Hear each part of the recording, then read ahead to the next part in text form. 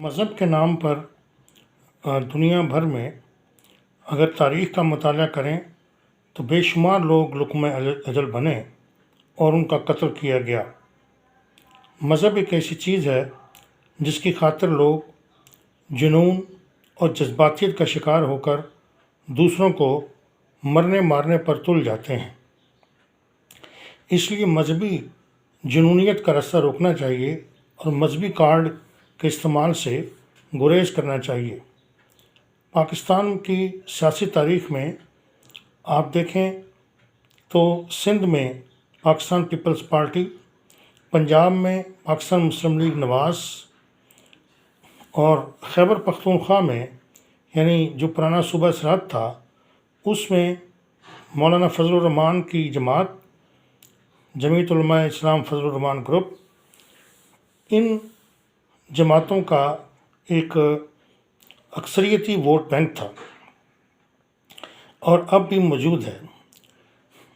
ان جماعتوں کو کارنر کرنے کے لیے اور دو بڑی جماعتوں کو یعنی مسلم لیگ اور پیپلز پارٹی کو کارنر کرنے کے لیے ایک تیسری جماعت قائم کرنے کا فارمولہ بھی لایا گیا۔ اس کے لیے سب سے پہلے ان جماعتوں کا ووٹ بینک متاثر کرنے کے لیے چال کھیلی گئی اور تحریک لبیک اور مسلم لیگ ملی کا قیام عمل میں لایا گیا۔ تحریک لبیک بریلوی مسلک کی انتہا پسند جماعت ہے اور دوسری طرف مسلم لیگ ملی جماعت الدعویٰ کے رہنما حافظ سعید کے زیر قیادت قائم کی گئی ہے۔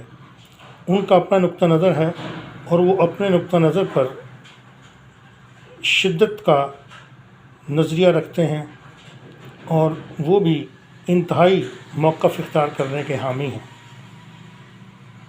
چنانچہ ان کا جو سیاسی جماعتیں پاکستان مسلم لیگ نون، پیپلز پارٹی وغیرہ کا ووٹ بینک توڑنے کے لیے ان جماعتوں کو جو مذہبی جماعتیں تھیں مذہب کے نام پر ان کی تشکیل کی گئی اور انہیں عوام میں لانچ کر دیا گیا تاکہ ان جماعتوں کا ووٹ متاثر ہو۔ اس کے بعد دیکھیں مذہبی جنونیت نے جنوری 2011 میں پنجاب کے گورنر سلمان تاثیر کو موت کے گھاٹ اتار دیا۔ ان کے اپنے ہی باڈی گارڈ نے جس کا نام ممتاز قادری تھا اس نے گورنر سلمان تاثیر کو قتل کر دیا۔ اس کا موقف تھا کہ گورنر سلمان تاثیر نے جنرل ضیاء الحق کے جو بنائے ہوئے قانون توہین رسالت کو بلیک لا کہا ہے، کالا قانون کہا ہے۔ اس کے علاوہ اس کا یہ بھی موقف تھا کہ سلمان تاثیر نے توہین رسالت کی مجرم عورت آسیہ مسیح کے ساتھ ملاقات کی اور اس کی حمایت کے لیے اور اس کی رہائی کے لیے اس کے ساتھ وعدہ کیا کہ وہ اس کی مدد کرے گا۔ چنانچہ اس کے نتیجے میں ممتاز قادری نے سلمان تاثیر کو قتل کر دیا۔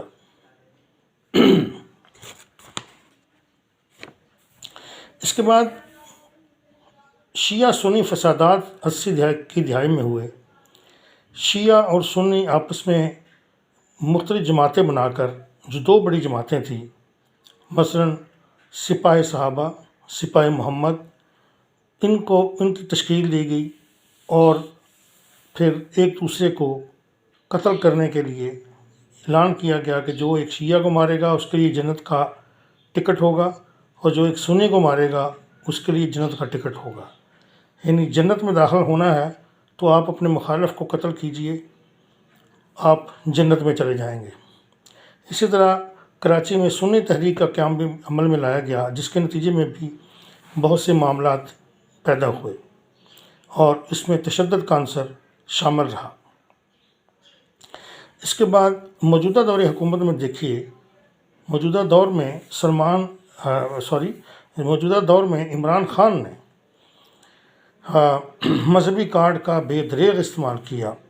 انہوں نے مذہبی شاعر کا استعمال کیا اور امر بالمعروف اور نہی عن المنکر، جہاد اور اس طرح کے الفاظ استعمال کر کے، اور پھر یہ بھی کہا کہ جس طرح نبی صلی اللہ علیہ وسلم کو تیار کیا گیا تھا اصلاح کے لیے، ہدایت کے لیے، لوگوں کو سیدھا رستہ دکھانے کے لیے، اسی طرح انہیں لگتا ہے کہ ان کی بھی ایسے ہی تربیت کی گئی ہے اور ان کو اسی مقصد کے لیے تیار کیا گیا ہے۔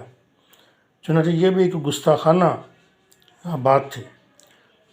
اس طرح کی اور بھی بہت سی باتیں انہوں نے کی، مثلا انہوں نے صحابہ کو بزدل کہا کہ جنگ احد کے موقع پر وہ لوگ کچھ پیچھے رہ گئے جو صحابہ، تو اس نے عمران خان نے یہ کہا کہ یہ صحابہ بزدل تھے۔